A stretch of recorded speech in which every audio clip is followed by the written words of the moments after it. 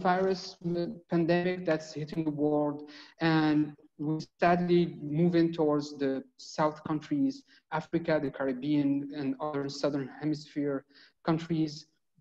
We've seen how this pandemic has hit hard Asia, Europe, and North America. So with the insights that we've gained over the few couple months, we need to be prepared and to see how we could work all together so we could prevail over this pandemic, and thinking about the ways in which that we can go forward.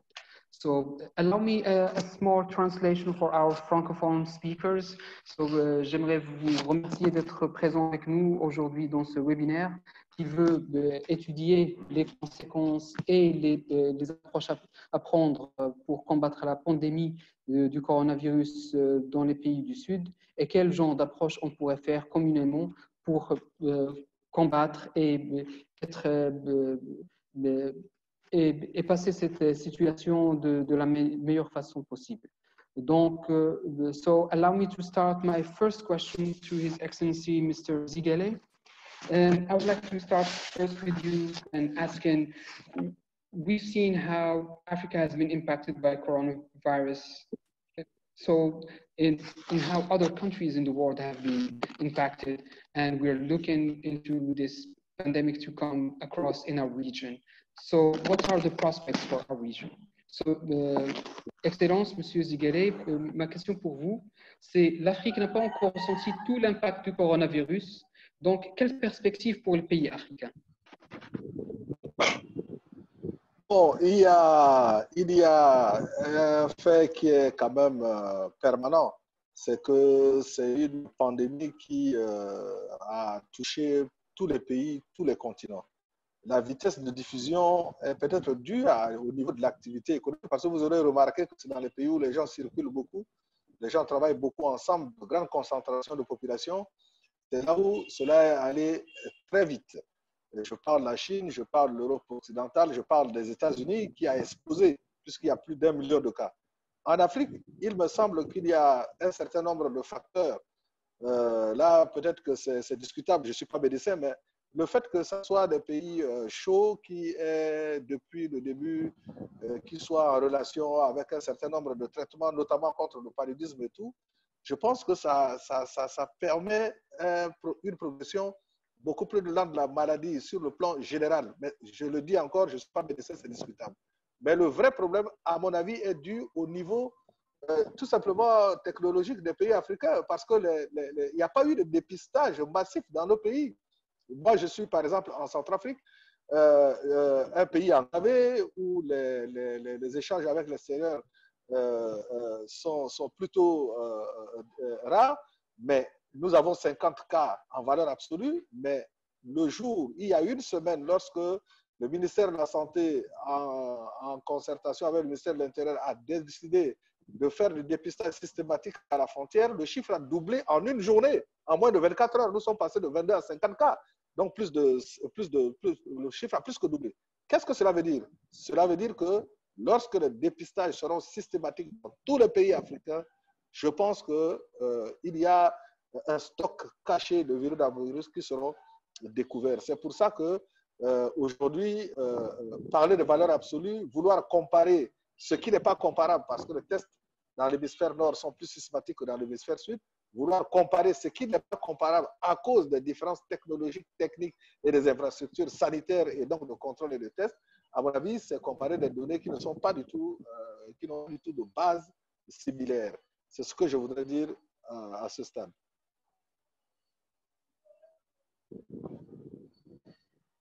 Non, pardon. Oui, nous avons entendu ce que vous avez dit. Je m'excuse, je vais traduire vos propos pour nos participants francophones, anglophones. Oui. Donc, oui. Mr. Zigele just mentioned that the situation in Africa cannot be compared to what's happening in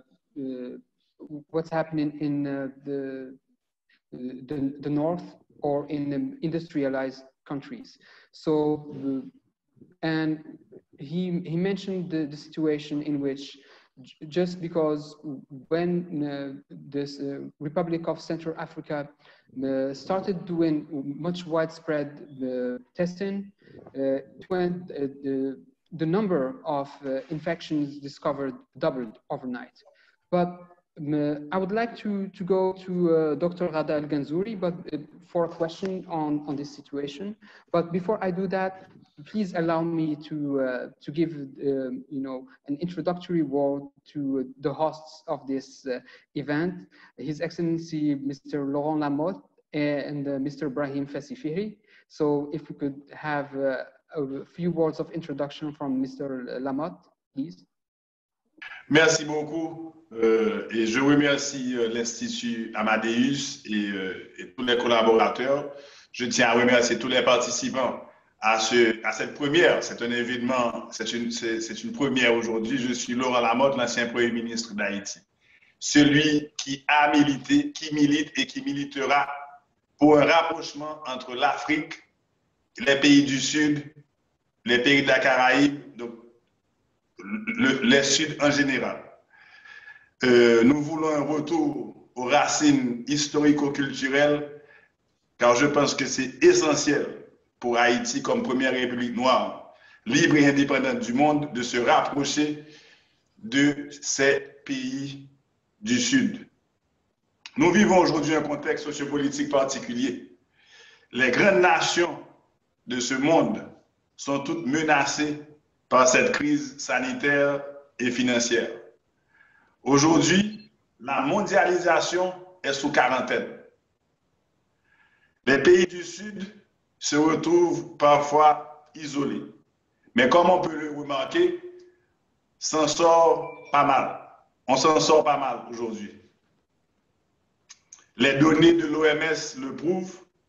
La performance des pays du Sud montre que nous pouvons être l'exemple à suivre dans la gestion, dans le protocole pour lutter contre le Covid-19.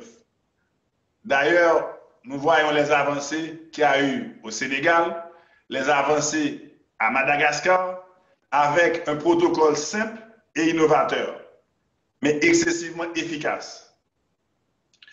Le moment est venu pour nos pays de comprendre que nous devons compter sur nous-mêmes. Ceci devrait être une opportunité pour développer plus de partenariats, plus d'échanges et plus de sentiments de vouloir bousculer les lignes, changer l'ordre des choses.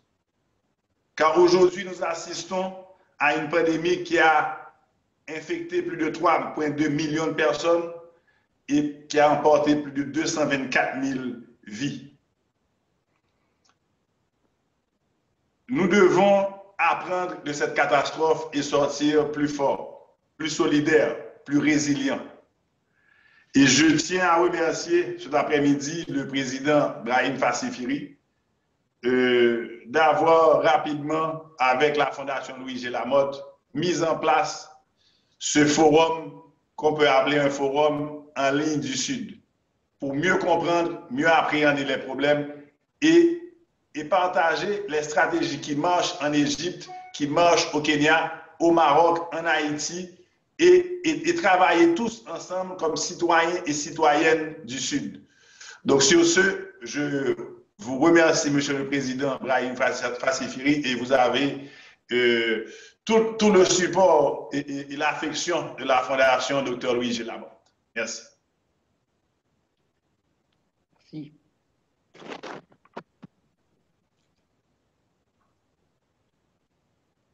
Donc, je donne la parole au président de l'Institut Amadeus, M. Brahim Fassi-Fihri, pour un mot d'ouverture. So I would like to give the floor to Mr. Brahim Fassi-Fihri, the president of the Amadeus Institute, so he could, give some introductory words.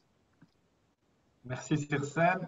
Avant toute chose, je tiens à saluer mon frère, le Premier ministre Laurent Lamotte, le remercier ainsi que l'ensemble des membres de la Fondation Louis G. Lamotte pour cette coopération fructueuse, cette coopération Sud-Sud. Amadeus s'est toujours voulu être un outil de promotion, une plateforme de promotion de la coopération Sud-Sud.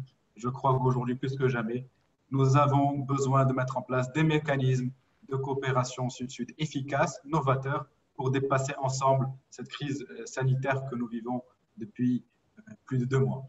Je voudrais également remercier l'ensemble des participants, bien entendu mon frère, le Premier ministre Martin Ziguélé, et également l'ensemble des experts africains et haïtiens qui nous font l'honneur d'être présents aujourd'hui et qui vont nous permettre d'enrichir notre réflexion et notre capacité d'action et de mobilisation des coopérations Sud-Sud à travers ce premier webinaire.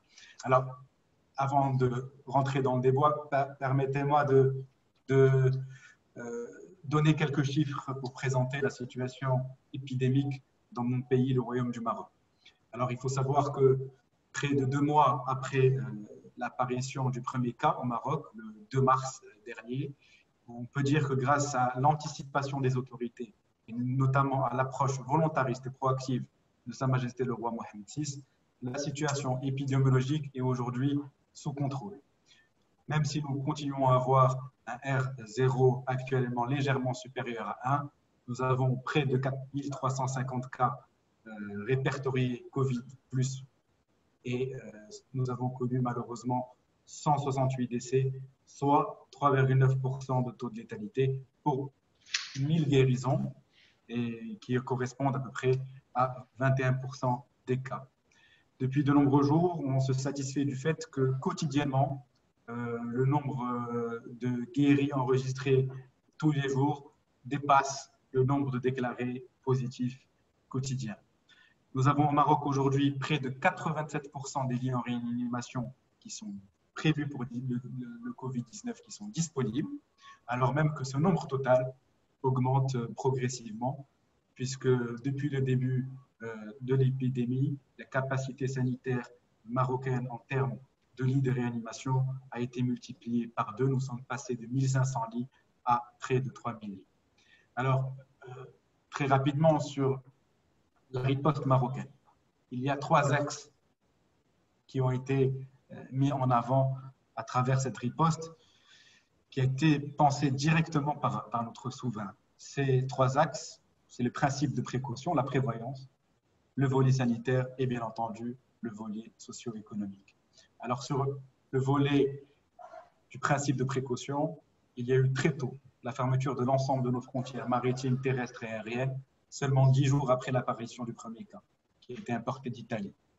Dans la foulée, il y a eu la fermeture de toutes les écoles, des mosquées, des cafés, et avec comme point d'orgue le confinement obligatoire déclaré le 20 mars dernier.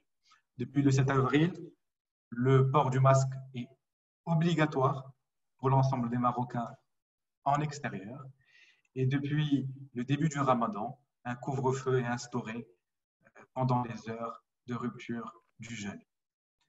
Je crois qu'il faut pouvoir insister sur la capacité de réponse souveraine, cette capacité d'indépendance, notamment sur le plan industriel lorsqu'il s'agit d'éléments sanitaires stratégiques. Le Maroc, et c'est là où la riposte est le plus impressionnante, a mis en place une stratégie ultra-volontariste de production massive de masques de protection 100% marocains, avec une capacité de l'ordre d'abord de 2 millions de masques produits au quotidien, puis 3 millions, puis 5 millions, puis aujourd'hui 7 millions de masques. Et d'ici les 2 prochaines semaines, nous comptons arriver à un chiffre de 10 millions de masques produits au quotidien. En 3 semaines, c'est près de 100 millions de masques qui ont été produits au Maroc et distribués aux Marocains. 17 usines sont pour le moment en train de mobiliser et elles tournent à plein régime, ce qui a permis de garantir cette souveraineté industrielle marocaine, cette indépendance en matière de produits sanitaires d'urgence lors de cette crise. Et ces masques sont vendus à la modique somme de 7 centimes d'euros, 70 centimes de dirhams, dans les commerces de proximité et dans les pharmacies. Sur le volet sanitaire, le Maroc a injecté près de 300 millions d'euros dans son système de santé, ce qui a permis, je l'ai dit, de dédoubler sa capacité en matière de lits en réanimation. Et le Maroc est sur le point de produire près de 500 respirateurs 100% marocains. On peut aussi ajouter comme élément de réponse sanitaire à la généralisation dès le 19 mars du traitement à base d'hydroxychloroquine pour l'ensemble des patients marocains déclarés positifs. Enfin, sur l'aspect économique, ou plutôt socio-économique, le Maroc, évidemment, comme l'ensemble des pays, est touché de plein fouet par la crise. Le Maroc a mis en place à l'initiative de Sa Majesté le Roi un fonds spécial Covid-19 qui a été un fonds qui est basé sur l'appel de dons d'institutionnels, d'entreprises, mais aussi de citoyens. Et en 3 semaines, ce fonds a atteint un total de plus de 3 milliards d'euros de fonds levés qui sont consacrés à la lutte contre le Covid. Ce fonds a servi au financement de la mise à niveau sanitaire, je l'ai dit, mais aussi à la subvention des masques, ce qui permet aussi de pouvoir vendre ces masques à 7 centimes d'euros dans les commerces. Ce fonds a aussi permis à l'État marocain d'accompagner les citoyens marocains qui sont en perte d'emploi à travers une aide mensuelle, mais également les foyers marocains qui œuvrent dans le secteur informel. Aujourd'hui, en 4 semaines, c'est à peu près 5,1 millions de foyers qui ont bénéficié des aides du fonds Covid-19, ce qui est fondamental. Et on peut clairement dire que la réponse multidimensionnelle marocaine peut représenter un modèle en termes de riposte d'un pays du Sud, alors que ce pays met en œuvre une réponse nationale, souveraine, sans forcément dépendre de l'aide extérieure. Et je crois qu'il est essentiel de pouvoir utiliser cette expérience marocaine dans le cadre d'une coopération sud-sud. C'est d'ailleurs le vœu de Sa Majesté le Roi Mohammed VI qui souhaite lancer une grande initiative panafricaine portée par les Africains. Et je suis sûr que cette initiative pourra par la suite être élargie à l'ensemble des pays du Sud. Et c'est aussi l'un des objectifs de ce webinaire dont je me réjouis de la tenue et dont je tiens à féliciter l'ensemble des équipes de l'Institut Amadeus et de la Fondation Louis G. Lamotte pour son excellente organisation. Je vous remercie. Thank you, Mr. Ibrahim. I would like to very quickly summarize the statements of Mr. Ibrahim Fassi Fihri, who wanted to present a little bit the Moroccan approach in facing the COVID-19 epidemic. So His Majesty the King of Morocco wanted to install very rapidly certain things, such as closing borders, schools, mosques, and cafes. This was the very early days of the pandemic. Followed by that, Moroccans are asked to wear masks, which is mandatory right now. And even with Ramadan, there is a mandatory curfew.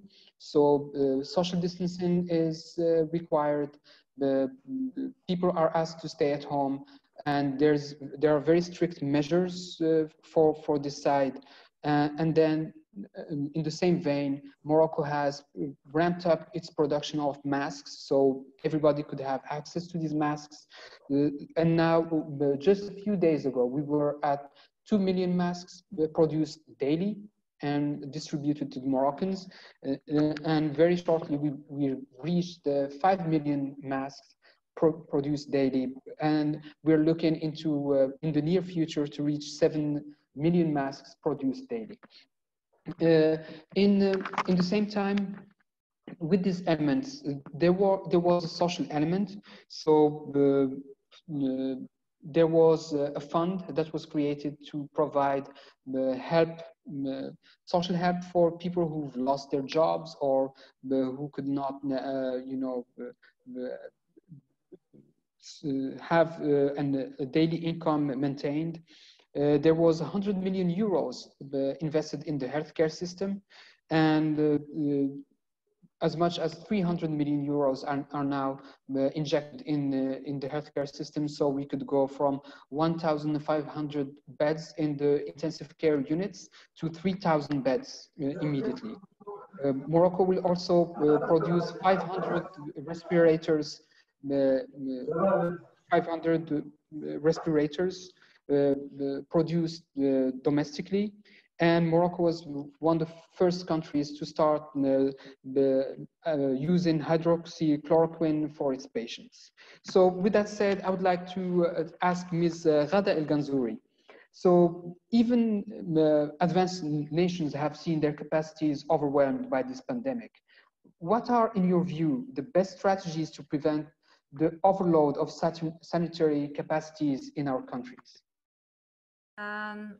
First of all, I just wanted to say that to confirm the points that we have in Egypt made social distancing and isolation and awareness about how to prevent the transmission. I believe so much that to prevent the chaos or the overloading of medical facilities is that to have enough beds, and maybe we can borrow some beds from the hotellerie business for non-acute cases. Like many cases have mild symptoms. So instead of putting patients who have mild symptoms where highly equipped facilities, acute hospitals, we can borrow some hotels and put some paramedics or medical people to follow up for isolation. Can you hear me? Hello? Yes, I can hear you. But if possible, if you could identify yourself and the country, because you know we have 15 people here, but we're live. There's like several 100,000 people watching. I will start again. My name is Dr. Ghada El-Ganzouri. I represent the private sector because I'm the deputy for the private healthcare providers in Egypt. And I'm also a board member of the Egyptian Federation of Industries.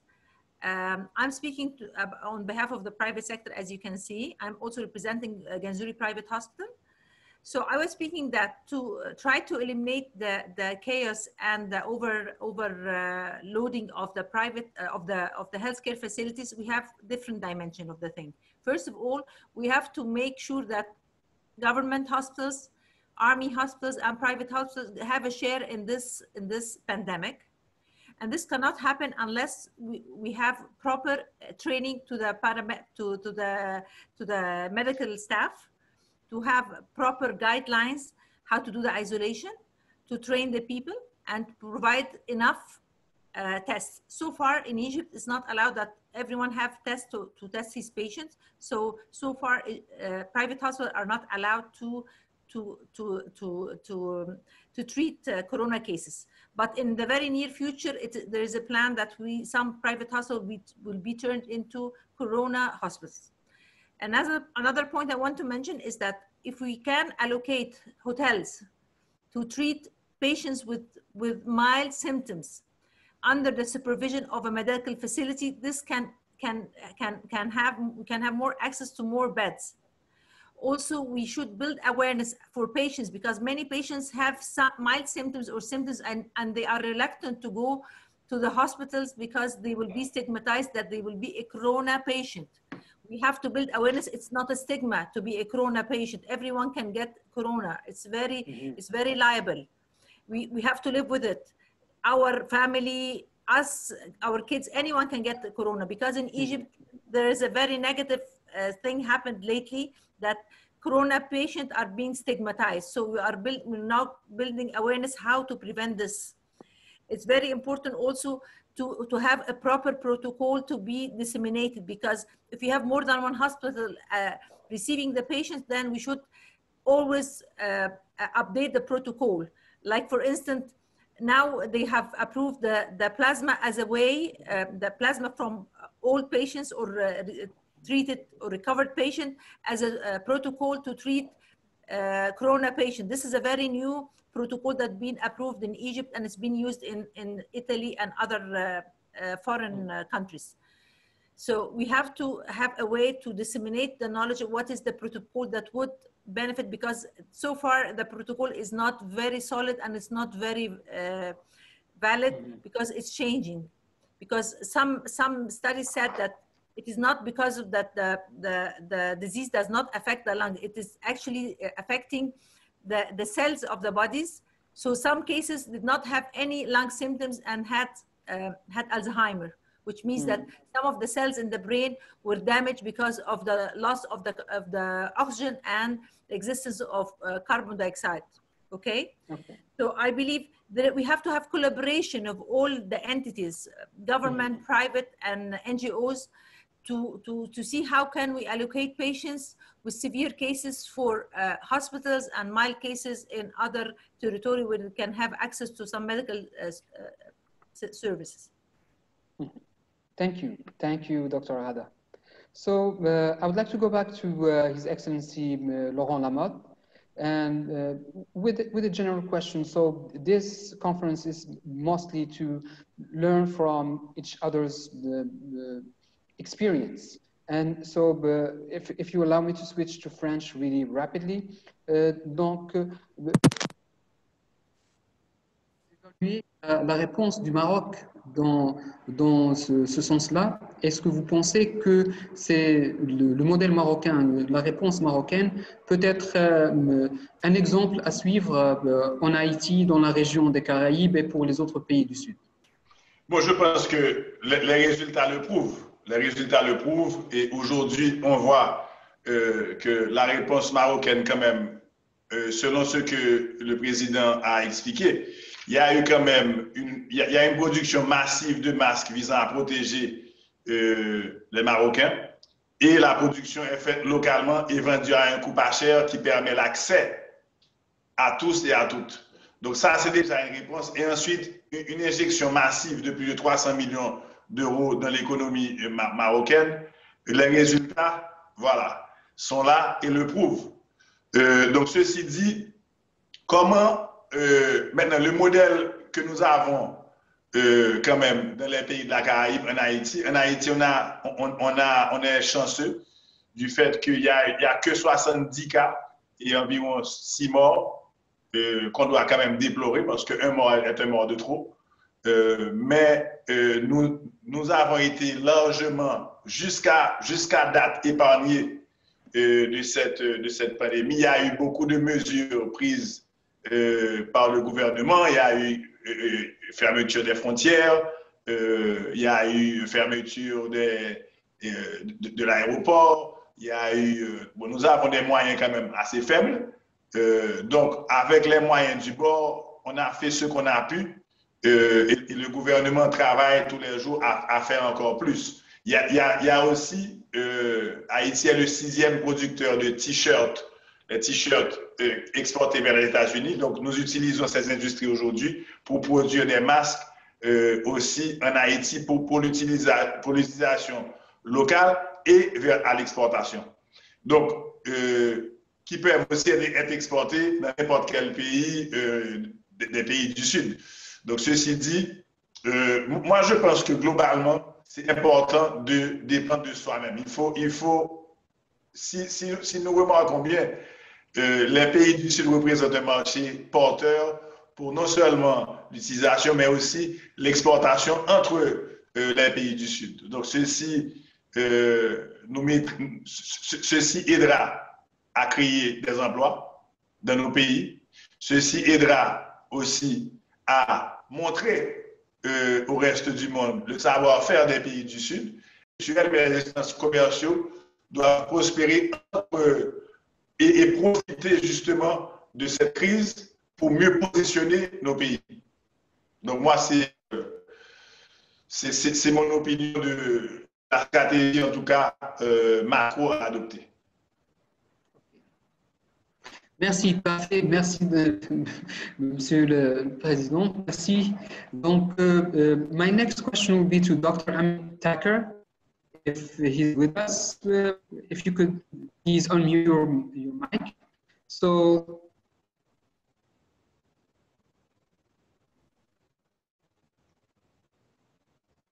Dr. Thacker, are you with us? Yes, I can hear you.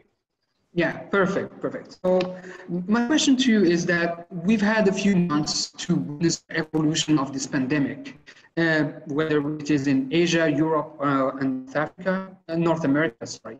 What are the key lessons learned so far, and how can we adopt them and adapt them to the reality of African countries and to the South Caribbean. Right.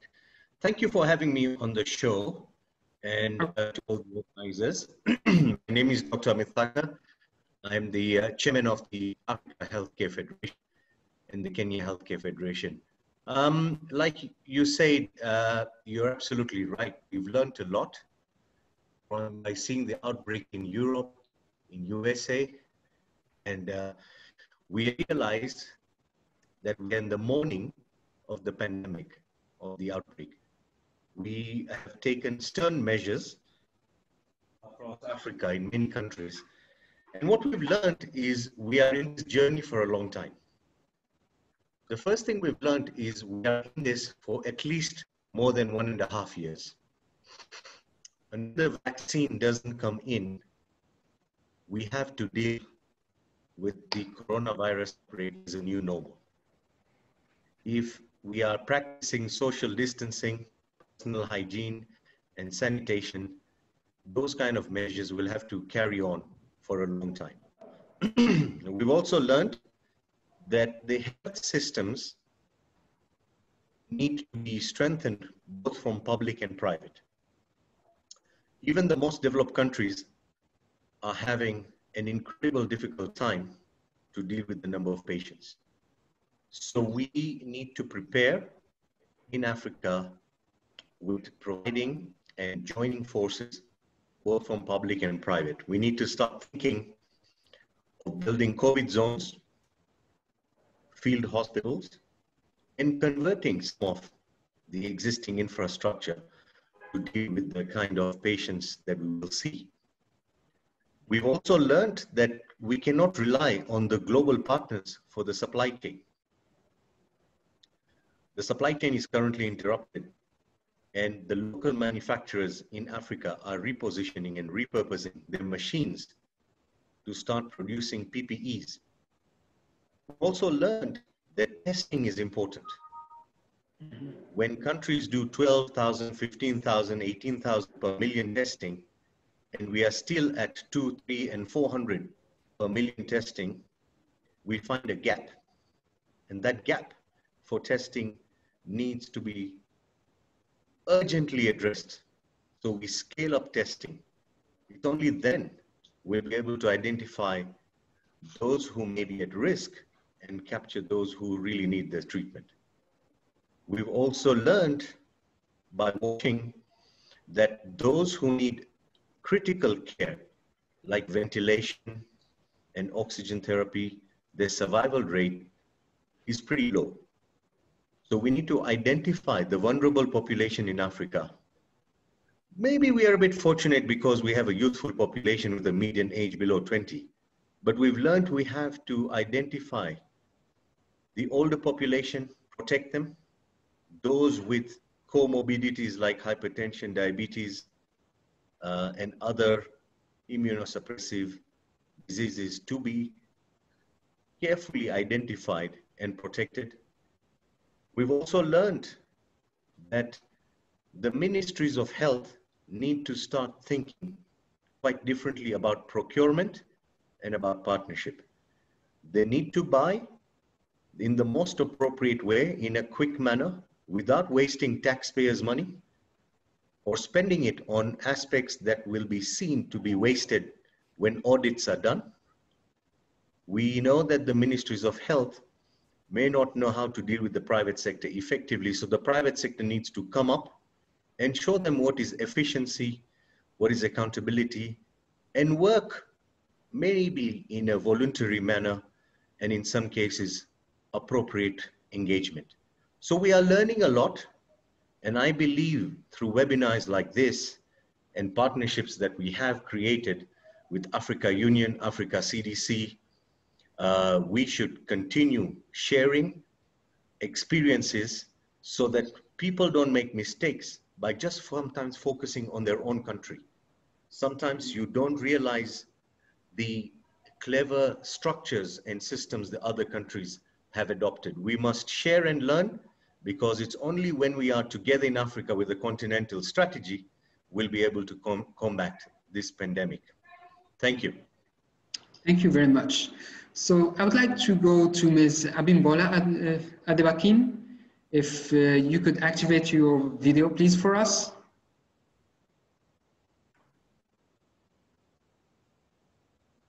Right. Hello. Sorry. Hi. Hi. So I would like to jump a little bit on what Dr. Thacker just mentioned and follow up with a question for you as an entrepreneur, as somebody who's innovating in the field of, promoting biomedical services. Is the African and the ecosystem in Africa, in southern countries, capable of manufacturing sufficient masks, respirators, and hand sanitizers? Could we have this capacity to, face the immense needs in the market right now? Okay, thank you. My name is Abimbola Adebakin. I'm CEO Advantage Health Africa. So what we have seen in Advantage Health Africa is that we are resilient and we're able to quickly adapt because we're small companies in this field, in this space, and we're beginning to network with several other entrepreneurs in the health space. So being able to adapt and change our modalities is coming quite easily. The other thing that I have seen is that we're becoming creative.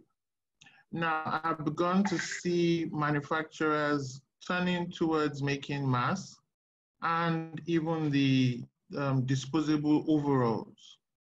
We don't quite have enough of the technology for ventilators, but they're beginning to happen. I've seen university professors, researchers, and students come together to engineer simple respirators that are therefore more affordable, but we have not yet gone into mass production of any. The capacity to go into mass production is higher up in the value chain, so it's higher up the stream. And we know that those shortages have been existing for decades, and if we can ramp up that capacity together, then we can do more in that area. But in the area that I see that we are innovating most is in using teleconferencing to meet the needs of patients that are not typically showing the symptoms of coronavirus, but are in need of healthcare. What we have built, and I'll use ourselves as an example, we've built a network of over 900 pharmacies across Nigeria. So with that network, despite the shutdown, the lockdown, and the fact that you can't move from state to state, we have been able to create a network to deliver medicines to individuals at home or wherever they are. And that is helping to bridge the gap of access to medicines, genuine medicines. Because it's in a situation like this that counterfeit medicines could thrive and exorbitant prices could be placed on medicament that people need. That is not to say that is not still a problem, but it's been able to reduce because of this service that is being rendered. Telemedicine providers are also having a field day. HMOs that, HMOs are health maintenance organizations that manage the health insurance for a lot of companies. They're now pivoting into telemedicine. This is a story we had been saying to them for almost 3 years. And they shunned that model and are now just adopting it. So that is beginnings of pharmacies. To be able to position for sample collection. We've just put a proposal forward to the government where sample collection right now can be done at the pharmacy level because we're the most accessible healthcare providers as a community. If that is adopted, if that proposal is adopted, what you will find is that we will speed up the rate of testing because it's one thing to collect the samples, it's another to test.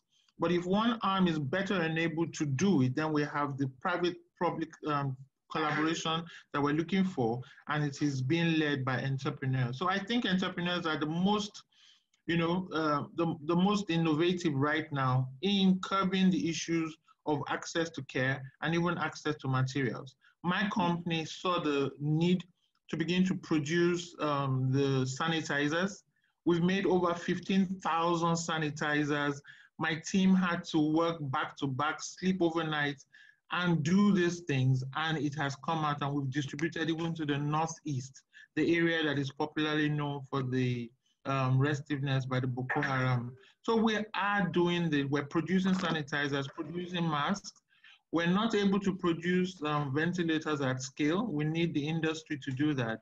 But this is beginning to happen on a small scale. Okay, thank you very much. Thank you.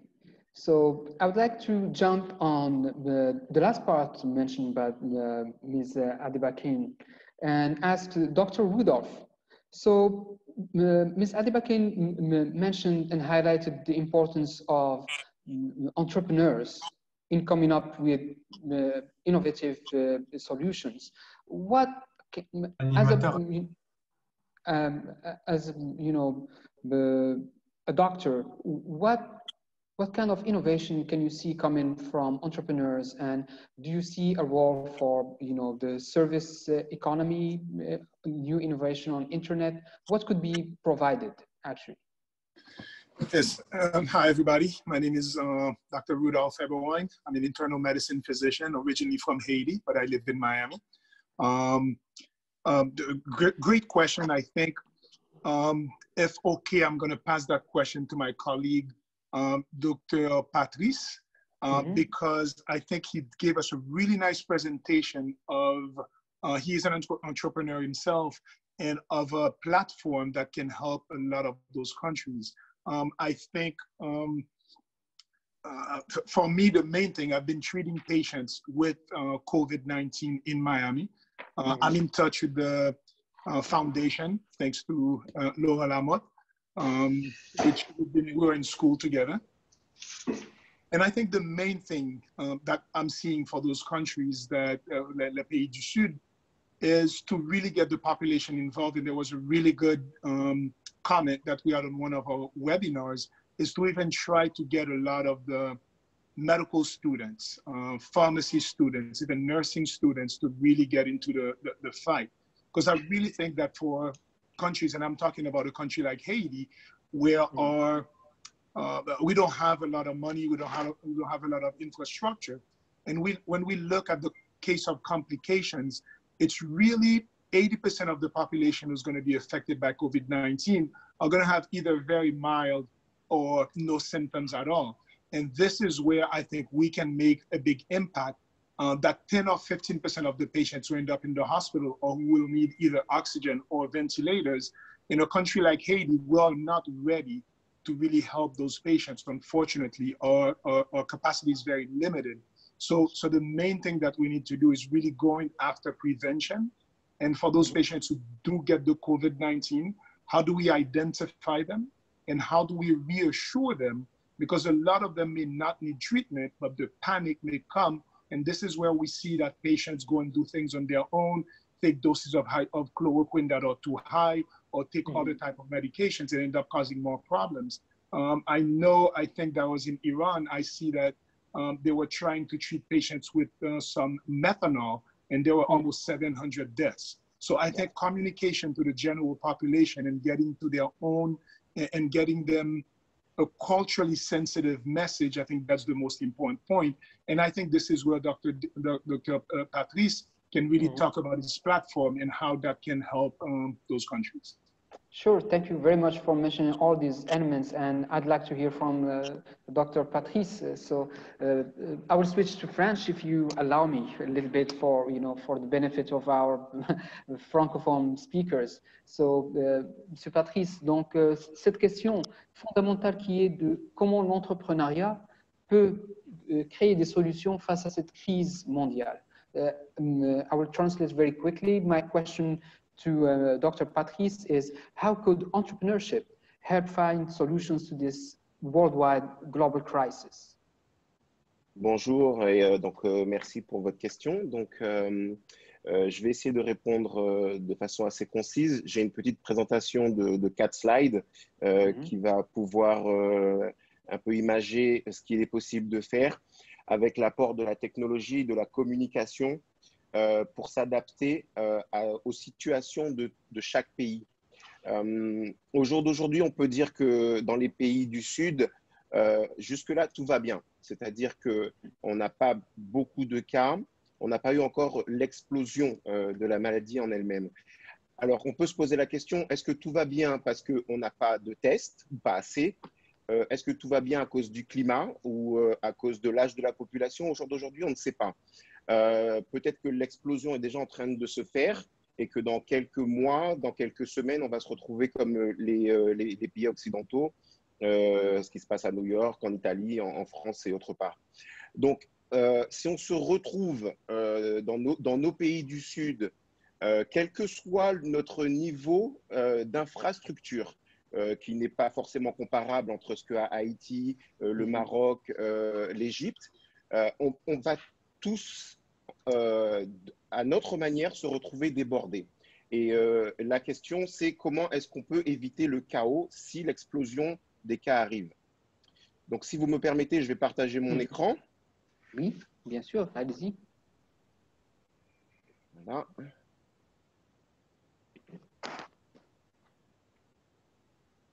Voilà. Ok, merci. Voilà. Donc, l'aide à la communication et à l'organisation dans le traitement de la crise du Covid-19.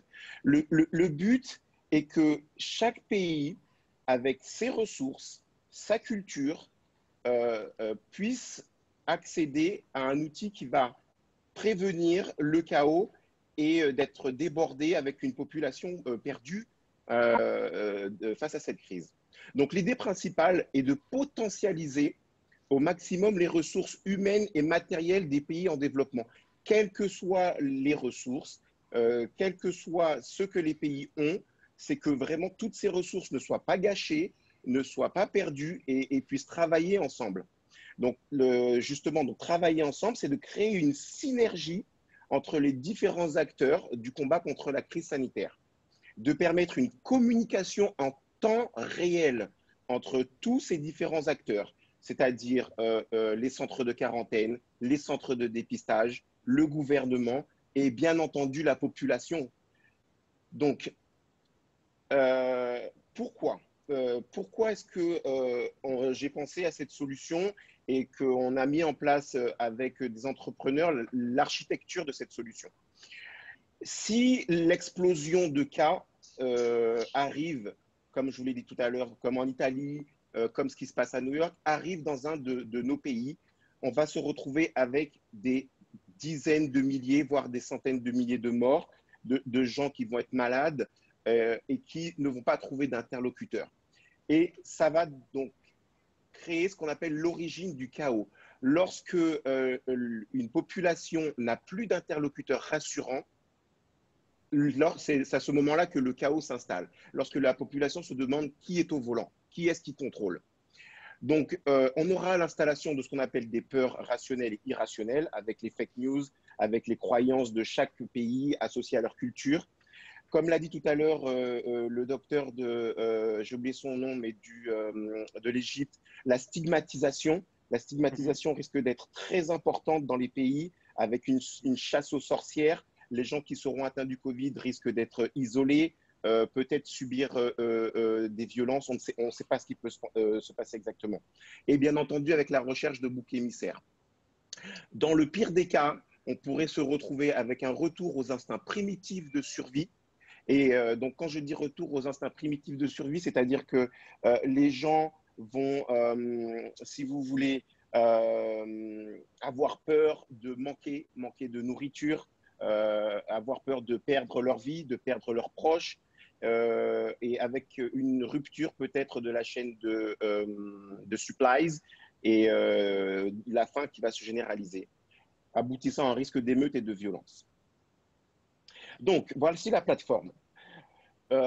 Cette plateforme est donc un outil, un CRM, qui permet de relier tous les acteurs qui combattent la crise, quels que soient les moyens du pays. Il suffit d'une connexion Internet 4G qu'on peut avoir sur n'importe quel téléphone portable, un ordinateur, et tout le monde peut être connecté avec au centre la task force, qui est donc le gouvernement et les commissions gouvernementales, et le point d'entrée qui est un call center. Un call center, donc comme il y en a dans beaucoup de pays, les Marocains, vous êtes champions du monde, il me semble, des call centers, qui permettrait à la population, quel qu'il soit, où qu'il soit, de pouvoir avoir un interlocuteur qui leur répond à leurs questions, que ce soit des questions simples ou répondre à une urgence médicale.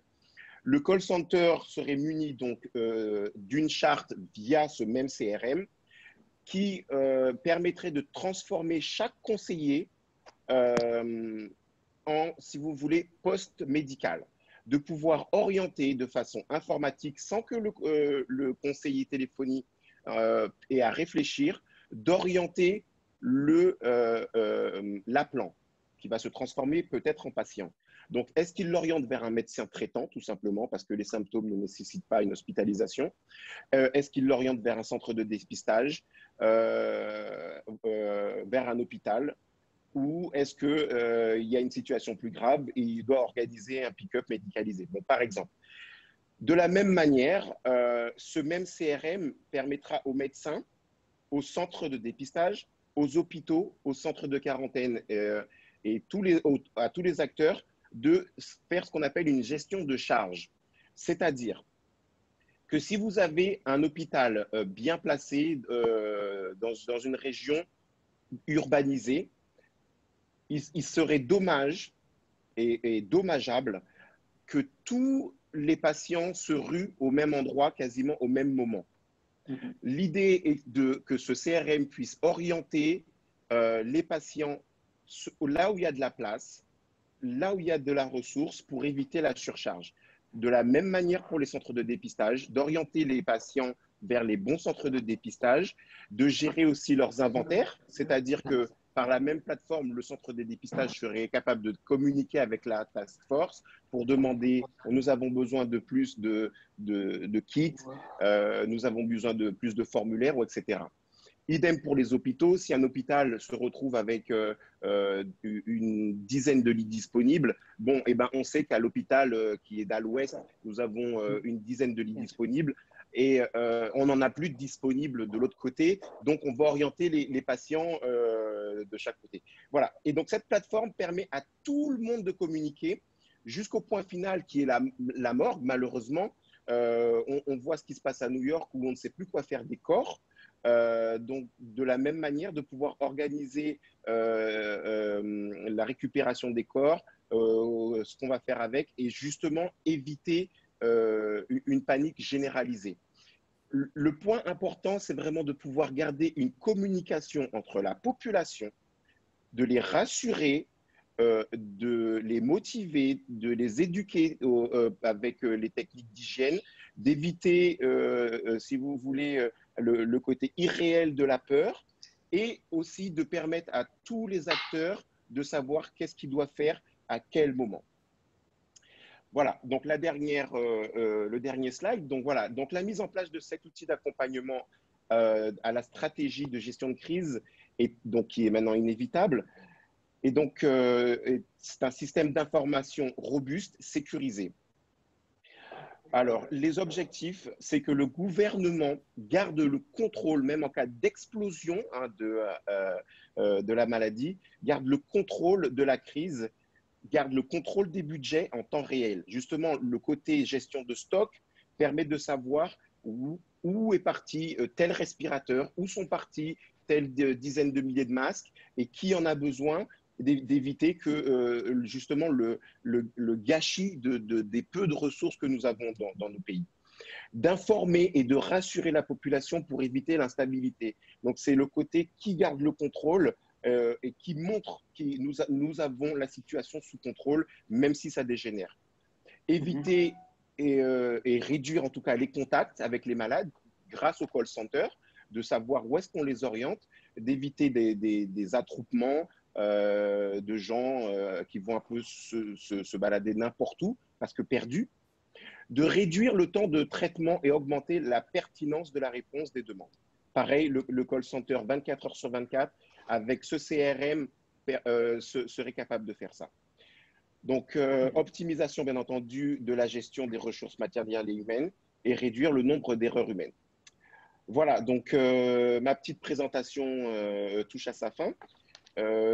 Cet outil était vraiment un outil qui permet de s'adapter et qui est ajustable à tous les pays en fonction de leurs moyens, de leur culture et de la technologie qu'ils ont sur place. Voilà, Okay, merci de m'avoir écouté. Yeah. Thank you very much for this presentation. For our English-speaking participants, I would like to briefly summarize the presentation made by Dr. Patrice Adin. So his idea is to basically focus on the technological aspect and the ease of usage that it provides. And so the thing is, he started with actually with an observation. The situation in the countries, whether in Africa or Southern Hemisphere in general, is still kind of under control. So should we assume that everything is going well because we have a youthful population, or because we have better weather, or this is just a deficiency in the way we are tracking and doing tests? And so if actually the disease is spreading slowly in the situation, we will find ourselves very quickly in the same place that the Europeans are being right now. And so this is where Dr.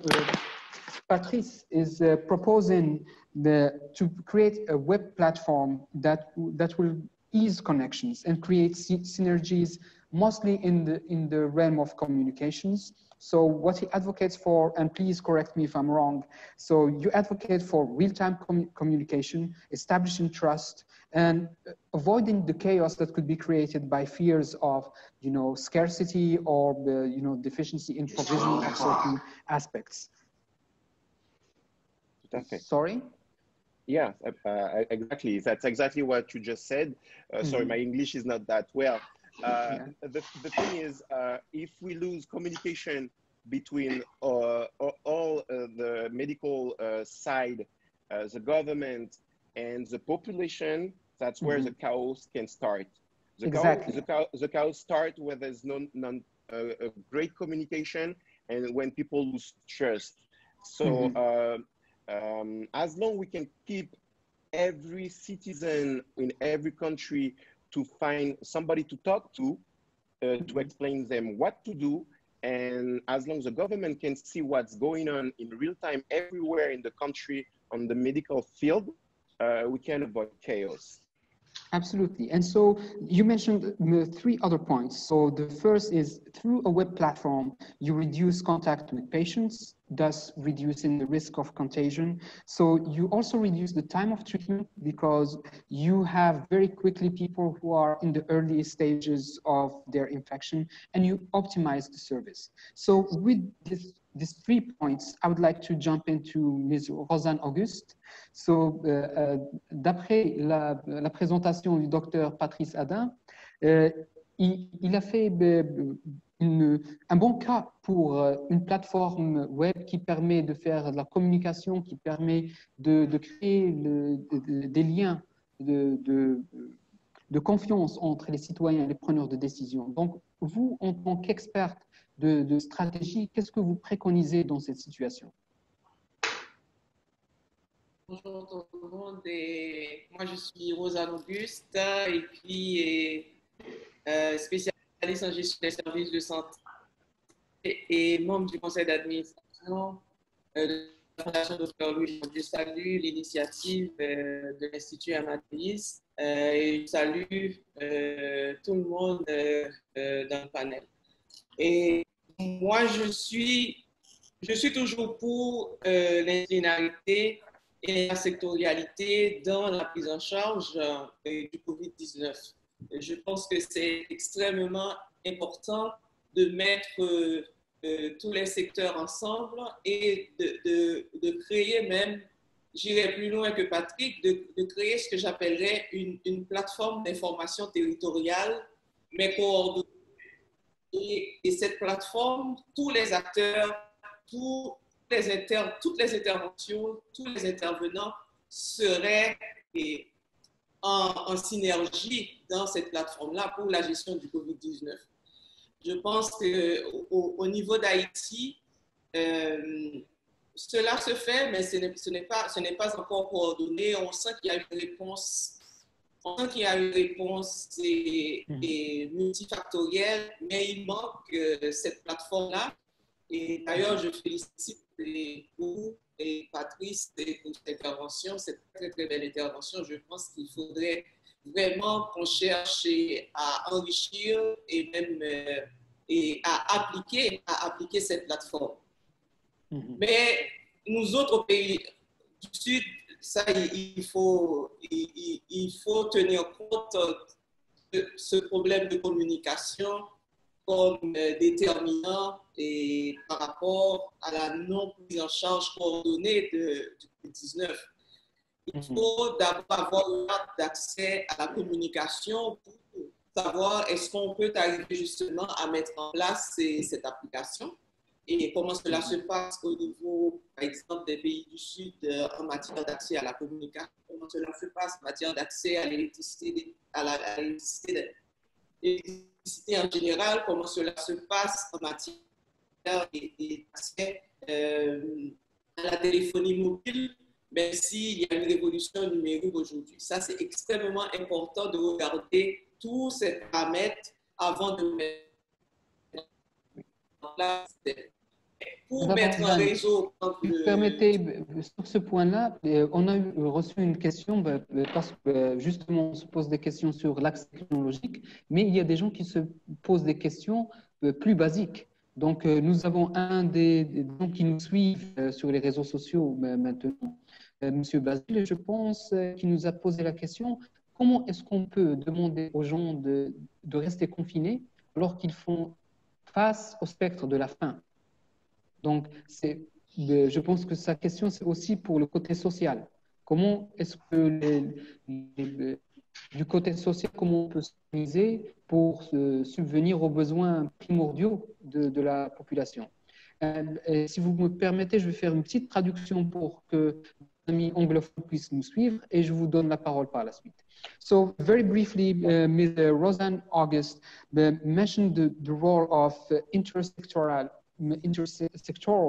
response. So this is not a case where we can only rely on one government sector answering to the needs of this pandemic.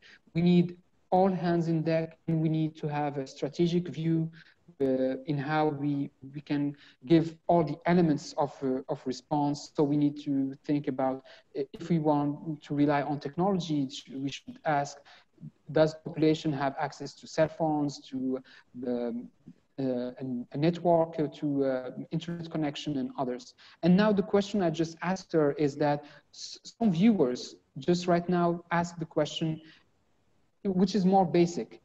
How could we ask people to remain in confinement where they're facing the specter of, hunger? They can't provide for themselves. So this brings the other question, which is, how do we have access to social, support? And with that said, Rosanne, back to you. À vous. Oui, merci. Et Jason, moi, je pense que c'est une question très pertinente et très intéressante aussi. Est-ce qu'on peut demander justement à la population de rester en confinement et avec le problème de stratégie de survie? Et moi, je pense qu'il faudrait au contraire accompagner les gens qui ne peuvent pas rester en confinement. Ils doivent les accompagner, ils doivent accompagner le déconfinement. Je pense que c'est ce qui se fait un petit peu en Haïti et avec la distribution massive des masques. Il y a aussi le transfert monétaire est préconisé par le gouvernement pour accompagner les gens. Parce qu'il y a plus de transfert, plus de 2 500 000 personnes qui vont recevoir le transfert. Je pense que ça va permettre quand même aux gens de continuer à faire face à la situation, même si c'est très peu. Mais c'est vrai qu'on ne peut pas demander des gens confinés, justement, de rester dans un confinement à 100% et dans un confinement total, dans un pays où il y a beaucoup de problèmes socio-économiques, il y a beaucoup de problèmes de chômage, et il y a beaucoup de gens, justement, qui arrivent à travailler leur stratégie de survie et au niveau de l'informel. Et c'est pour ça que dans tous les marchés publics, vous allez voir, il y a beaucoup de gens qui continuent justement à travailler dans les marchés publics et on ne peut pas, se dire, écoutez, les gens ne veulent pas se confiner et on ne va rien faire. Je pense que la démarche, c'est d'accompagner ces gens justement qui décident et de se déconfiner, de ne pas rester dans le confinement. Et aussi, je pense que, moi, je voulais quand même attirer l'attention des panélistes sur des choses extrêmement importantes à prendre en compte si on veut effectivement travailler sur une stratégie porteur sud-sud. La première chose est comme déterminant au problème de prise en charge du COVID-19, c'est la controverse scientifique qui existe par rapport à la prise en charge, à la prestation des soins dans le cas du COVID-19. C'est qu'il y a plusieurs modèles de santé en compétition dans plusieurs pays. En Haïti, on a environ 4 modèles prédominants et le modèle de santé, l'épidémiologie conventionnelle, l'épidémiologie sociale, et puis il y a aussi l'anthropologie critique médicale et la médecine populaire qui est largement utilisée mais non régulée. Tout à l'heure, Patrice vient de dire, par exemple, qu'on ne sait pas pourquoi on a eu le début de l'épidémie et le 19 mars en Haïti, on est au 30 avril aujourd'hui, on est seulement à 76 cas officiels positifs et on a 7 décès et 8 personnes traitées. Mais est-ce qu'on a essayé justement de creuser ce qui se passe avec la médecine traditionnelle, la médecine populaire? Et là, moi, je soutiens la thèse de Laurent, du Premier ministre, quand il a dit qu'il faut vraiment creuser ce qui se passe à Madagascar et ce qui se passe aussi en Haïti. Parce que les gens utilisent beaucoup la médecine traditionnelle, les gens utilisent beaucoup les plantes, mais il n'y a rien qui se fait, il n'y a pas un dialogue entre la prise en charge de la biotechnologie médicale et la prise en charge populaire. Aujourd'hui, il y a ce paradoxe. Le COVID-19, non seulement remet en question le savoir biotechnologie médicale, parce que le savoir biotechnologie médicale a échoué en quelque sorte avec la prise en charge de COVID-19. Mais le paradoxe, c'est que les pays du Sud viennent avec des réponses tout à fait cohérentes que l'establishment occidental ne veut poser. Je pense que permettez-moi de poser une question au docteur Rada Ganzouri. Dans l'étude de faire un inventaire des travaux intéressants, des travaux qui se font à Cuba avec l'interféron utilisé comme, je dirais, comme cocktail dans la prise en charge. Il faut inventorier ce qui se passe à Madagascar, il faut inventorier aussi ce qui se passe au Sénégal, parce que le Sénégal est le pays qui peut nous permettre aux pays du Sud justement d'avoir beaucoup plus d'accès aux tests. OK. Donc, si vous permettez, pardon. We move to Dr. Rada Ganzouri, who had a few words she would like to add. I'm sorry, I have to leave in a few minutes. I want to add 2 points. First of all, there are some lessons learned that I want to share with you. To prevent the cross-infection for the medical team, we should make sure that if one team is working in one hospital, should not be working in another hospital. Like in here, we have doctors and nurses, they work in multiple hospitals. So as much as possible, try to eliminate or remove this part, because if one doctor or nurse got infected, it will infect all other hospitals. Another thing is that try to make hospitals dedicated to the corona. So if a private hospital is to share in the medical services for corona, they should not allow other patients to come in, else it will help in more infection to spread. One final thing, I want to share with you this nice mask, which is which is done by local provider here. It's very simple. It should not be used with the medical team, but it could be used for drivers, people in the clinics, because the clarity of the mask is not very high, but it costs like almost $2 or less.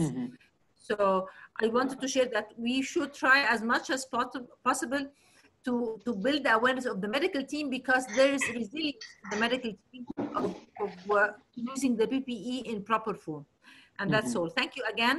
I'm so sorry that I have to.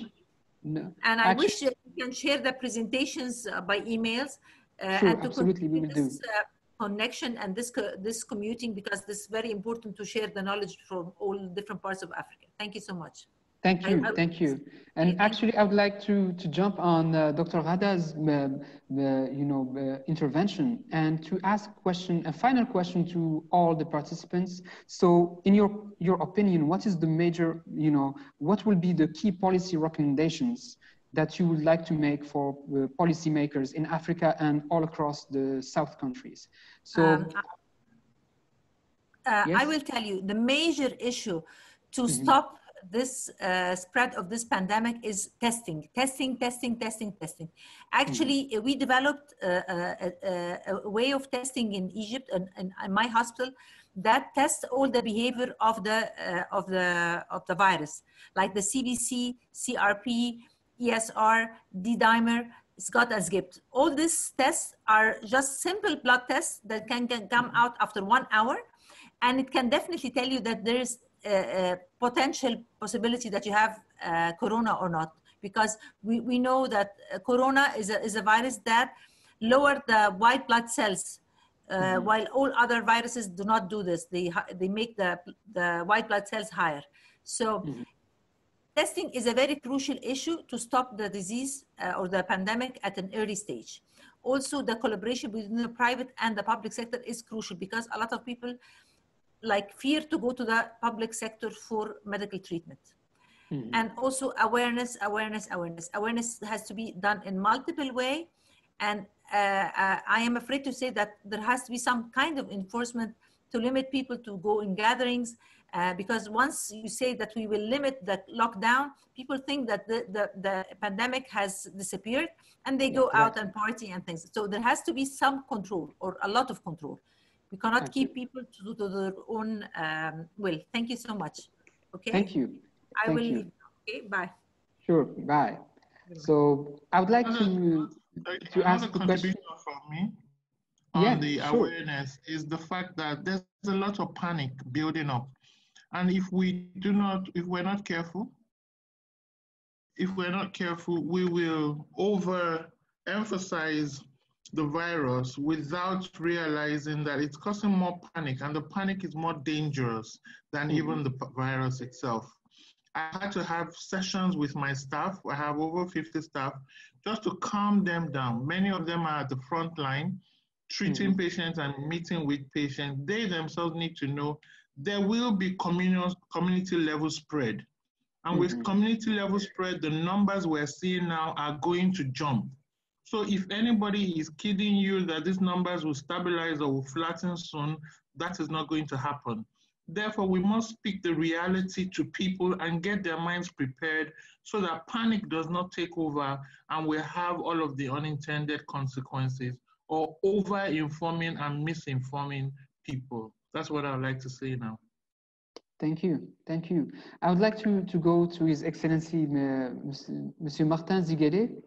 Donc, si vous avez, quelles seraient vos propositions aux politiciens pour faire face au coronavirus? Quelles seront vos recommandations?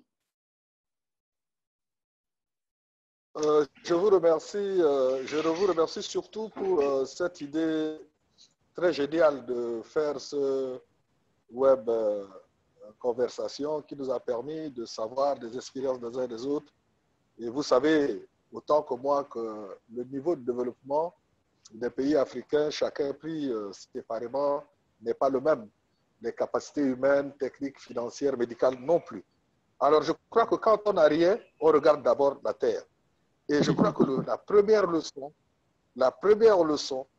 que les pays africains, par rapport à leur capacité, la première leçon que nous devons tirer de tout cela, c'est d'abord de faire un travail d'éducation de nos populations pour qu'ils ne pensent pas que le coronavirus, ce n'est qu'une histoire, que c'est quelque chose qu'on regarde à la télé et que ça ne peut pas arriver en Afrique pour telle ou telle autre raison. Ce qui est faux, parce que l'Afrique du Sud, qui est au sud du continent, a le plus haut taux de prévalence aujourd'hui sur le continent. Ça veut dire que ce n'est pas une maladie de riches, pour dire les choses clairement, ou une maladie d'occidentaux. Absolument. Ça, c'est la première chose. Il faut beaucoup de communication, d'information, parce que dans mon pays, en Centrafrique, il y a beaucoup de personnes qui pensent que non, nous n'aurons jamais le coronavirus, parce que non seulement nous sommes enclavés, mais nous sommes loin de tout cela et que ça se passe à des milliers de kilomètres d'ici. Premier travail, sensibilisation, sensibilisation, sensibilisation. Deuxième travail, nous sommes comme un aveugle qui doit traverser la route. Il ne voit rien, mais il a des oreilles. Il entend des bruits, mais il ne peut pas savoir. Est-ce que c'est un gros camion, c'est un véhicule, c'est une moto? Il ne sait pas, parce qu'il ne voit pas. Mais il doit traverser la route, c'est-à-dire il doit vivre. Alors, qu'est-ce qu'il faut faire en l'absence de tests? Pourquoi je fais la comparaison par rapport à l'aveugle? Parce que les tests n'étant pas systématiques, nous ne pouvons pas savoir en réalité le taux de prévalence du coronavirus dans nos pays. Donc, qu'est-ce qu'il faut faire? Il faut insister sur la prévoyance. La prévoyance, c'est les mesures de distanciation. La prévoyance, c'est de se laver les mains chaque fois qu'on a fait une activité. La prévoyance, c'est d'éviter de s'agglutiner dans les bus, les bacas, les transports, les places mortuaires et les longues séances de prière dans les églises, etc., etc. Parce que là aussi, l'Africain, comme vous le savez, nous vivons plutôt en grand nombre dans des espaces. Et c'est ça le problème. À mon avis, aujourd'hui, demander à l'ensemble des pays africains d'avoir les moyens de faire des tests systématiques sur tout leur territoire, c'est une illusion. Ça va prendre des mois. Et si la pandémie devait se suivre très vite, il n'y en aurait plus beaucoup pour être testés, sans mauvaise plaisanterie. Donc, sensibilisation, donc mesures de prévention qui ne coûtent pas de l'argent. Se laver les mains au savon, ça ne coûte pas de l'argent. Faire attention à ses fréquentations, ne pas aller dans des endroits publics, ne pas faire ceci, ne pas faire cela. Ça ne coûte pas beaucoup d'argent. Et maintenant, dans le stade 3, il faut qu'il y ait une coordination entre les pays. J'ai suivi avec beaucoup de plaisir l'expérience du Maroc. Je vous avoue que je n'étais pas du tout au courant de ce qui s'est passé au Maroc. C'est grâce à cette émission, grâce à notre séance-là, que j'ai appris que le Maroc, ça a pris en main ce phénomène-là du coronavirus et surtout les réponses endogènes pour faire cela. Nous produisons du coton, nous faisons des tissus, nous faisons des écrus et nous exportons ça. Pourquoi nous ne faisons pas déjà des masques avec ça dans nos pays? Nous sommes tous ici, en Centrafrique, ailleurs, des pays producteurs de coton. Et nous tissons des écrus. Donc, il faut utiliser ce que nous avons. C'est pour ça que je dis, quand on n'a rien, on regarde d'abord par terre. Et puis maintenant, au 4e stade de la démarche, maintenant, il faut recenser. En ce moment où le tourisme a chuté, revoir dans les autres les dispositifs hôteliers, les lycées, les dortoirs, etc., aménager des endroits où on pourra, n'est-ce pas, mettre les populations qui seront atteintes du coronavirus et ne pas attendre, comme aujourd'hui chez moi en Centrafrique, nous n'avons que 50 cas, mais on n'a plus de lits. Parce qu'on a prévu qu'étant enclavé et tout, on ne pouvait pas avoir beaucoup de coronavirus. On a prévu 13 places, maintenant on a 50 cas. Comme je vous l'ai dit, sans test. Mais quand on commencera à appliquer systématiquement les tests à l'entrée du pays, je vous assure que je suis convaincu, et c'est un assureur qui vous parle, je pense que nous irons au moins jusqu'à 1000 cas. Et 1000 cas, ça fait 100 fois plus ce qui est prévu aujourd'hui. Donc, beaucoup de prudence, comme celui qui traverse la route. Il faut distinguer le bruit. Est-ce que c'est un cycliste? Est-ce que c'est un gros camion avant de traverser la route? Merci, Excellence. So I would like to ask Dr. Rudolph the same question. What would be your key recommendation to policymakers to face this pandemic?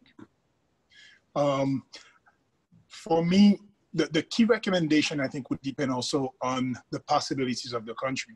I think we're all saying, all the panelists are saying the same thing.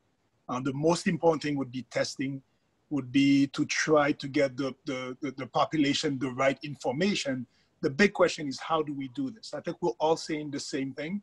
It's how do we do this? I really like the presentation of Dr. Patrice Ade, because I think it's a way to really get to a good amount of the population. I'm a traditional physician, but I'm also a nutritionist, and I believe a lot in alternative and complementary therapies. And to take the point of the other panelists that was speaking, I don't remember her name, to really touch base with the traditional healers that have a lot of secrets with traditional treatments, and to try to come up with some kind of culturally sensitive and country dependent, that they can use their own medicinal herbs and remedies to help us with this pandemic.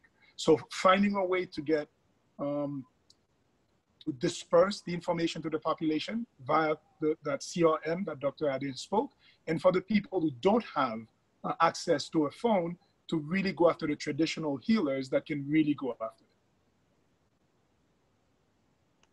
Okay, thank you. So I would like to ask Dr. Amit Taker the same question. What would be your key recommendation, policy recommendation for lawmakers and decision makers? Yeah, so is your question directly on a specific, or is it general about lawmakers and decision makers?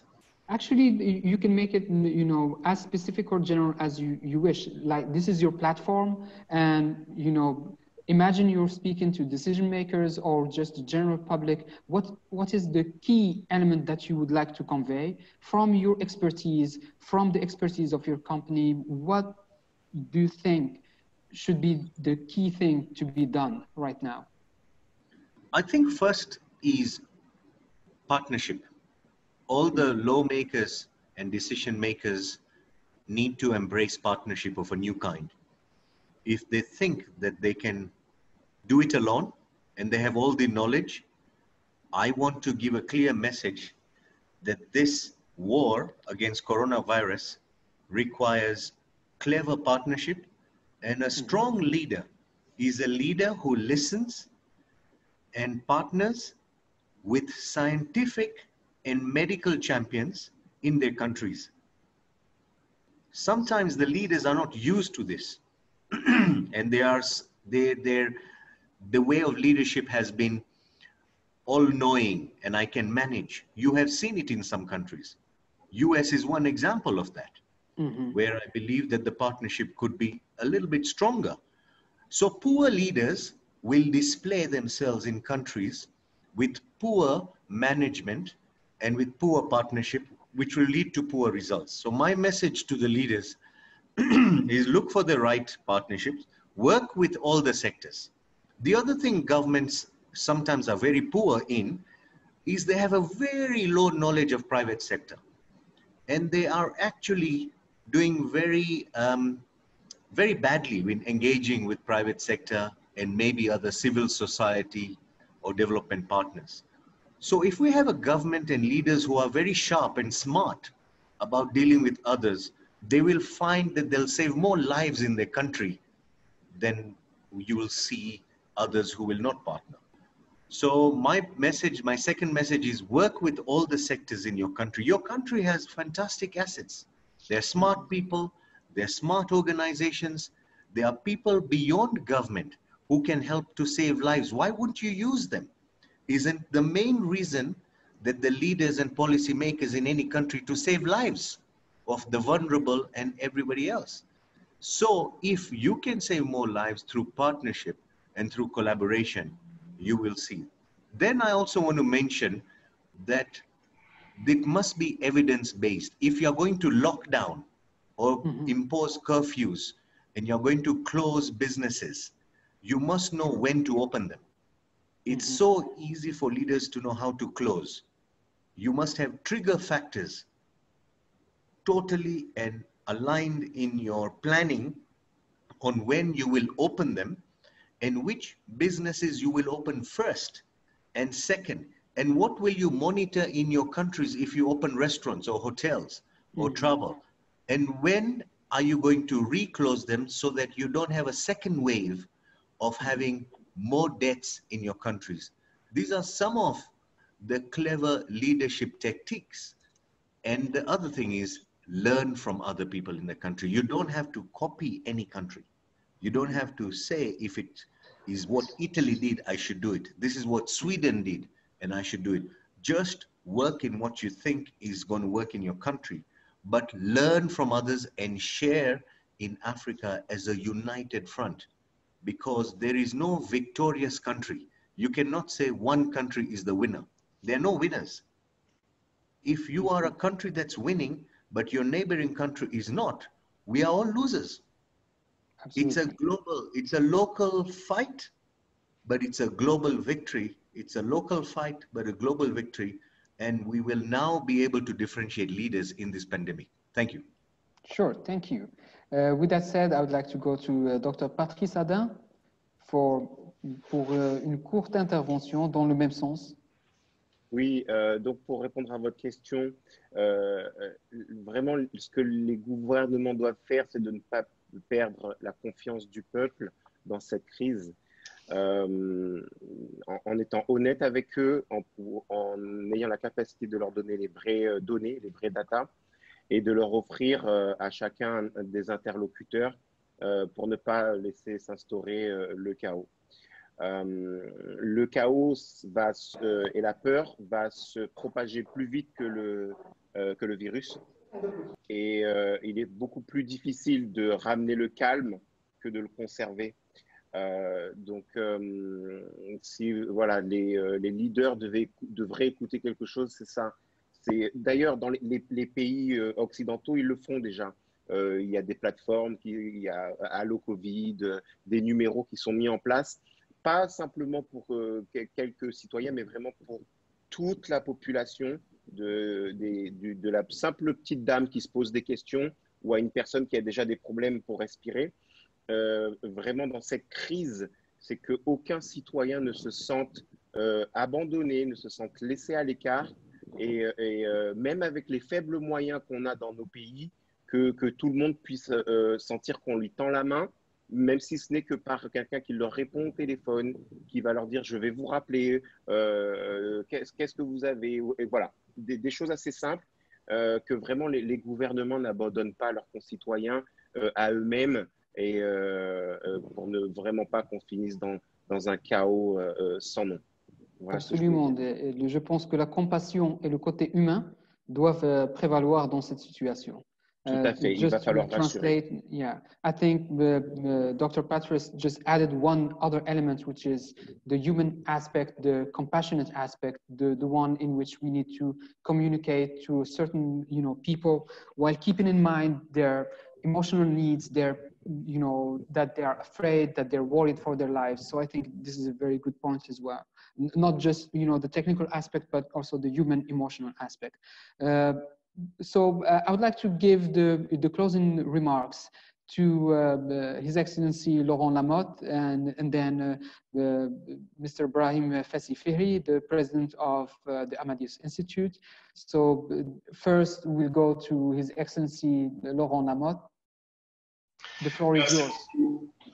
Donc, premièrement, je tiens à remercier tous ceux qui ont participé et aussi tous ceux qui ont retransmis cet événement en direct. Parce qu'en Haïti, on est sur les réseaux sociaux de la Fondation Dr. Louis Lamotte et sur la Radio-Télé Guinée. Donc, je remercie Radio-Télé Guinée. On est sur la Télévision nationale d'Haïti.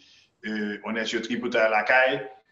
Donc, je tiens premièrement à remercier tout un chacun qui assure cette retransmission. Principalement, cet appel nous fait voir une chose, que les problèmes sont similaires dans nos pays.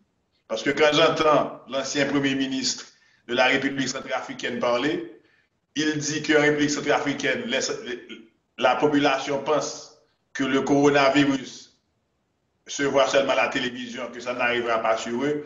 Eh bien, Monsieur le Premier ministre, je vous apprends qu'en Haïti, il y a ce même problème. Donc, il y a beaucoup de gens qui pensent que le coronavirus n'existe pas vraiment. Donc, ceci dit qu'il y a encore un effort de communication à faire, une communication à outrance, et aussi une communication sur la stigmatisation. comme on l'a dit tantôt, la stigmatisation, c'est l'un des plus grands problèmes aujourd'hui auxquels nous faisons face.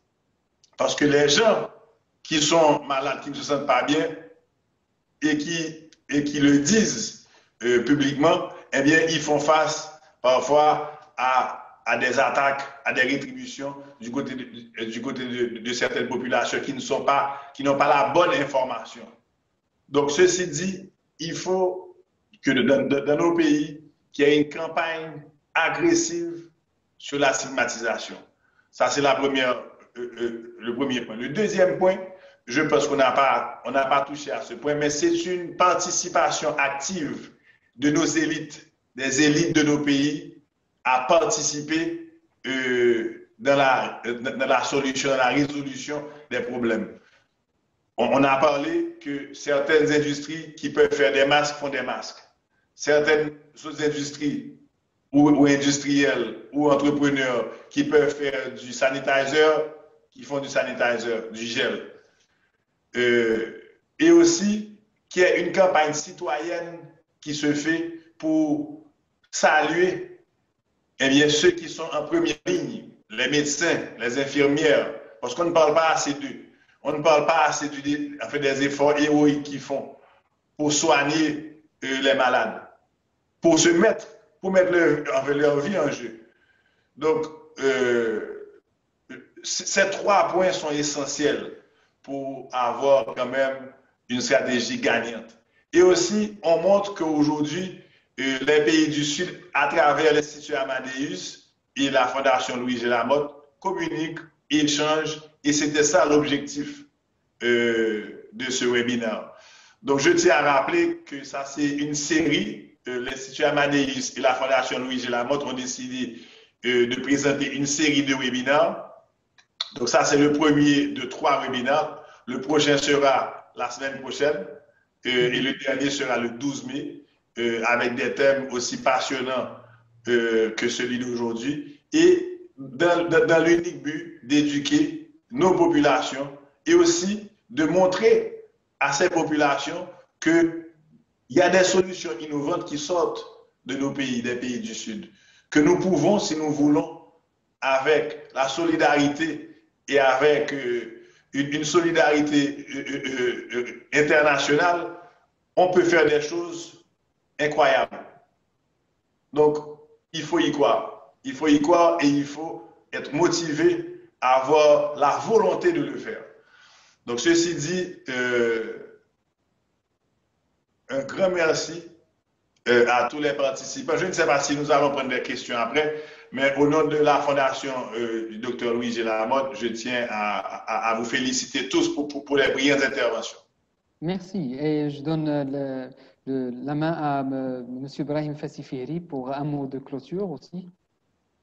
Merci mon cher Laurent. C'est une collaboration effectivement fructueuse et je suis fier que les équipes de l'Institut Amadeus aient pu s'associer aussi efficacement aux équipes de la Fondation Louis-G. Lamotte en Haïti. Et je crois qu'aujourd'hui, ce premier exercice, ce premier webinaire est un vrai succès et je me félicite et je me réjouis de la qualité des échanges et ce partage d'expériences sud-sud qui se met en place à travers ce type de plateforme qui doivent être évidemment démultipliées puisque les problématiques africaines sont les mêmes que dans les pays des Caraïbes et en Haïti notamment. Je crois aussi que les nombreuses propositions avis recueillies lors de ce webinaire nous seront utiles en tant que think tank pour pouvoir rassembler ces propositions et être force de proposition auprès des décideurs publics. Je voudrais très rapidement insister sur le fait qu'il y a des solutions sud qui peuvent être implémentées, évidemment en matière sanitaire. Nous avons vu l'expérience au Sénégal et à l'Institut Pasteur de Dakar qui est en train de développer un test de dépistage rapide en moins de 10 minutes et à un coût très faible, au maximum 1 euro, dit-on. Il y a cette solution malgache qui mérite qu'on s'y intéresse et il faut absolument comme vient de le dire mon frère Laurent Lamotte, éviter ces systématismes de complaisance vis-à-vis des Sud et de l'Afrique à chaque fois qu'une solution émerge de chez nous. Il y a aussi des solutions en matière d'innovation. Il y a beaucoup de startups africaines qui proposent des solutions pratiques pour développer tous les principes de prudence et la prévoyance. Et il faut aussi, évidemment les encourager et s'en féliciter. Alors, en mot de clôture, moi je voudrais insister sur un point qui me paraît essentiel. On a beaucoup parlé de confinement, mais le docteur Amitaka a raison de pointer du doigt également la question du déconfinement qui est au moins tout aussi essentielle. Il ne faut pas gâcher tous les acquis créés par le confinement, malgré évidemment les contraintes socio-économiques qui sont majeures, qu'il faut comprendre, mais il ne faut pas faire preuve de complaisance vis-à-vis de ce virus, et un déconfinement trop hâtif, peu réfléchi, sera inefficace et potentiellement dramatique, avec une deuxième vague qui risque d'être encore plus dangereuse que la première. Je pense que le déconfinement, ce n'est pas la loi du tout ou rien ou du rien ou tout. Il faut veiller à ce qu'il soit progressif et faire en sorte que la relance de l'économie que nous attendons, qu'on espérons tous, ne soit pas synonyme également de relance de l'épidémie. Je pense aussi qu'aujourd'hui, le Royaume du Maroc, qui a été très efficace, nous l'avons dit, à la fois volontariste et proactif dans sa riposte, réfléchit aussi de manière tout à fait pragmatique et proactive à la question du déconfinement. Il faut aussi éviter, donc je l'ai dit, que ce déconfinement soit hasardeux. Il faut surtout aussi éviter il faut continuer à protéger ce concept de déconfinement et éviter qu'il soit politisé. Le déconfinement, ce n'est pas l'aventure politico-politicienne de certains, c'est, je l'ai dit, une prochaine étape stratégique dans la riposte contre le Covid, et ce déconfinement doit se faire de manière progressive, étalée dans le temps, en attendant, je l'espère, l'arrivée de l'ère de la solution médicale, que ce soit un traitement ou que ce soit un vaccin. D'ailleurs, l'Institut Amadeus a proposé, en tant que laboratoire d'idées et force de proposition en matière de politique publique, un plan, une ébauche de stratégie de déconfinement dans le cadre du Maroc en 5 phases. Voilà. Donc, je voudrais, mesdames, messieurs, vous remercier pour votre participation. J'aimerais également remercier les nombreux spectateurs, téléspectateurs qui nous suivent de par le monde et notamment en Haïti. Et je me félicite de la qualité de ces débats. Je me réjouis que ce webinaire s'inscrit dans un cadre de partenariat entre l'Institut Amadeus et la Fondation Louis G. Lamotte. Et je pense qu'aujourd'hui, ce type d'initiative ne peut être que salutaire. Et ce type de partenariat sud-sud, pour pouvoir promouvoir des solutions concrètes et opératoires, est évidemment à saluer et à démultiplier. Donc, mesdames, messieurs, les intervenants, je vous remercie pour la qualité de votre participation et la qualité de vos propositions que nous avons écoutées avec beaucoup d'attention. Thank you, Mr. Ibrahim. This concludes our seminar for today. Thanks to all the participants. We highly value your input. We highly value your insight and recommendations. We'd like to hear from you in the future. We definitely hope to keep in touch and to rely on your experience and expertise to help decision makers all over the world, all over the countries, to make the best decision possible and to take into account the amazing power and amazing creativity of African countries, people in the Caribbean and across the South. Again, thank you very much and hope to see you in a different event in the future. Thank you very much for having us. Thank you, merci. Merci. Thank you. Merci. Au revoir. Thank you. Thank you. Merci. C'était un plaisir. Merci. À très bientôt. Merci à tous. Merci à tous. Merci. Félicitations. Merci, mon cher Martin. Merci. Merci, mon cher. Merci beaucoup. Merci, Ibrahim. C'est toujours un plaisir de t'avoir parmi nous. En attendant d'avoir le plaisir de te revoir le plus tôt, Inch'Allah. Merci. Merci beaucoup et bon Ramadan. Merci. Merci. Merci à tous.